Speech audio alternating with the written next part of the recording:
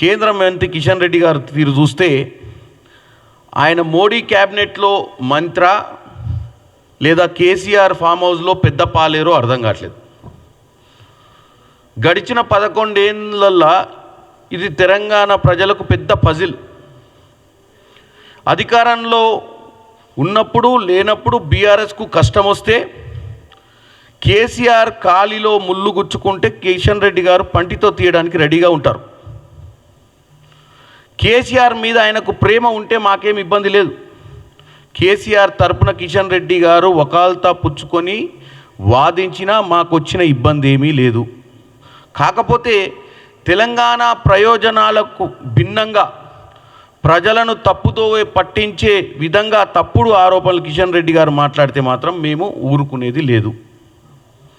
ముఖ్యమంత్రి రేవంత్ రెడ్డి గారు, పరిశ్రమల శాఖ మంత్రి శ్రీధర్ బాబు గారు దావోస్లో పర్యటించి 1,78,000 కోట్లు 1,78,950 కోట్ల రూపాయల పెట్టుబడుల ఒప్పందాలు తీసుకొని రాష్ట్రానికి తిరిగి వస్తే శుభం పలకరా పెళ్లి కొడుక అంటే పెళ్లి కూతురు ముండ మోసింది అన్నట్టు కిషన్ రెడ్డి గారు తెలంగాణ కోసం ఏమీ చెయ్యరు. కానీ కేసీఆర్కు అన్నిటికీ తగుదునమ్మా అంటూ ముందుకు వస్తారు. బీజేపీ ఆఫీస్లో తయారైనటువంటి స్క్రిప్టు బీఆర్ఎస్ ఆఫీస్కు, బీఆర్ఎస్ ఆఫీస్లో తయారైన స్క్రిప్టు బీజేపీ ఆఫీస్కు, ఇలా బీజేపీ కాపీ టు బీఆర్ఎస్ అని ఇద్దరు ఒకరికొకరు కాపీలు పెట్టుకొని మరీ ఈ ప్రెస్ మీట్లు పెట్టుకుంటూ ముందుకు సాగుతున్నారు వీళ్ళ జీవితాలు. ఎంతో దూరం ఉన్నటువంటి దావోస్ వెళ్ళినటువంటి మన రాష్ట్ర బృందం తెలంగాణను పెట్టుబడులు సాధించడమే కాకుండా తెలంగాణ బిడ్డలకు ఉపాధి ఉద్యోగ కల్పన కలిగిస్తుంటే మరి ఇటు ఒక బాధ్యత గల కిషన్ రెడ్డి గారు ఎవరో ఇచ్చిన జిరాక్స్ కాపీలు చదివి మళ్ళీ ఆయన ప్రెస్ మీట్ పెట్టడం చాలా విడ్డూరంగా ఉంది. నిన్న ఆయన ఒక బాధ్యత గల వ్యక్తి, ఒక మంత్రి, బీజేపీ రాష్ట్ర పార్టీ అధ్యక్షుడు. పొద్దున ఏదైతే బీఆర్ఎస్ వాళ్ళు మాట్లాడిందో సాయంత్రం అదే కాపీలు ఆయన తెప్పించుకొని ఆయన ప్రెస్ మీట్ పెట్టడం అనేది మాత్రం విడ్డూరంగా ఉంది.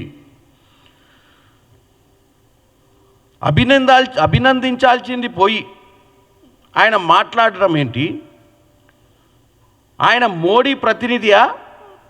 నేను ఇందాక చెప్పినట్టు మరి కేసీఆర్ గారి ఫామ్ హౌస్లో పాలేరా? నిజంగానే అర్థం కాని పరిస్థితి ఈరోజు ఉంది.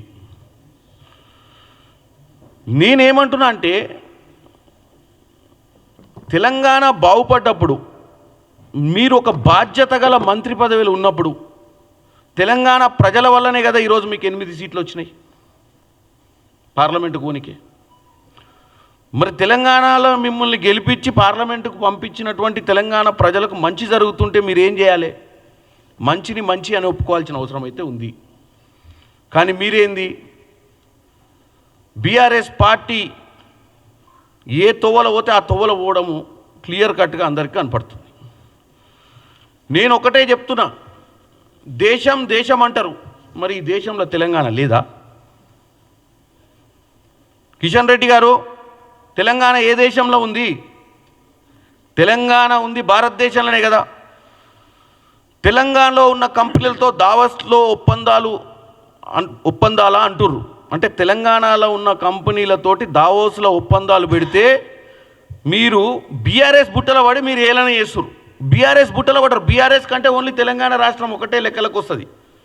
మీకు భారతదేశ వ్యాప్తంగా మీకు ఒక బాధ్యత గల పొజిషన్ ఉంది. మాట్లాడే ముందు 2 నిమిషాలు ఆలోచించుంటే బాగుండేదేమో.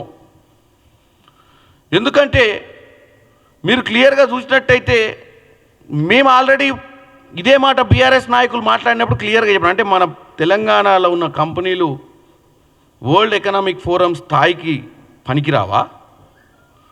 మన తెలంగాణలో ఉన్న కంపెనీలు, నేను హైదరాబాదు కేటీఆర్ కనుక నేను హైదరాబాద్ని పరిచయం చేసిన, హైదరాబాద్ని గ్లోబల్ నగరంగా తీర్చిదిద్దినా అని చెప్పినటువంటి కేటీఆర్ గారికి మేము ఆల్రెడీ జవాబు ఇచ్చినాము.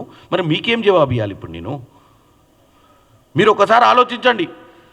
మీ అధికారంలో ఉన్నటువంటి భారతదేశంలో మీ పార్టీ నుంచి 10-15 మంది మంత్రులు పోయిర్రు. పక్కనే ఉన్నటువంటి మహారాష్ట్ర నుంచి మీ ముఖ్యమంత్రి ఫర్నాండోస్ గారు కూడా పోయిర్రు. మరి ఆయన అక్కడ 3 లక్షల కోట్లు రిలయన్స్ కంపెనీ తోటి, ఇది చూడండి, రిలయన్స్ కంపెనీ తోటి 3 లక్షల కోట్లు సైన్ చేసి ఆయనే ట్వీట్ పెట్టిండు. మరి రిలయన్స్ కంపెనీ ఎక్కడిది? రిలయన్స్ కంపెనీ ఎక్కడిది? రిలయన్స్ కంపెనీ మహారాష్ట్రలోనే ఉంటుంది. రిలయన్స్ కంపెనీ హెడ్ క్వార్టర్స్ ముంబైలోనే ఉంటుంది. మరే రిలయన్స్ కంపెనీ తోటి మరే మీ ముఖ్యమంత్రి, మహారాష్ట్ర ముఖ్యమంత్రి పోయి దావోస్లో ఎందుకు చర్చలు పెట్టాలి? దావోస్లో ఎందుకు ఛాయలు తాగాలి? దావోస్లో ఎందుకు ఈ యొక్క 3 లక్షల కోట్ల అగ్రిమెంట్ చేసుకోవాలి? మరి దీని గురించి మాట్లాడే ముందు మీరు మన సొంత తెలంగాణ గురించి మీరు విషయం కక్కే ముందు మీకు బాధ్యత గల ఒక, గతంలో మిమ్మల్ని ఎమ్మెల్యే చేసింది తెలంగాణ ప్రజలే, ఇవాళ మిమ్మల్ని ఎంపీ చేసి మిమ్మల్ని మంత్రి చేయడానికి కూడా తెలంగాణ ప్రజలే కదా కారణము. మీరు బీజేపీలో ఎంత సీనియర్ మోస్ట్ లీడర్ అయినా మీరు లోక్సభకు ఎన్నిక కావడం వల్లనే కదా ఇలా మీరు మంత్రి అయింది. మరి తెలంగాణలో ఉన్నటువంటి కంపెనీలు మెగావోళ్ళు కానీ ఇంకెవరన్నా కానీ వాళ్ళు పోయి దావోస్లో చేసుకోవద్దట అగ్రిమెంట్లు. కానీ మహారాష్ట్రలో ఉన్నటువంటి ముఖ్యమంత్రి, వాళ్ళ ముఖ్యమంత్రి పోయి అదే దావోస్లో ముంబైకి సంబంధించిన రిలయన్స్ కంపెనీ తోటి చేస్తే తప్పు లేదట. Subscribe us and press the bell icon for more interesting updates.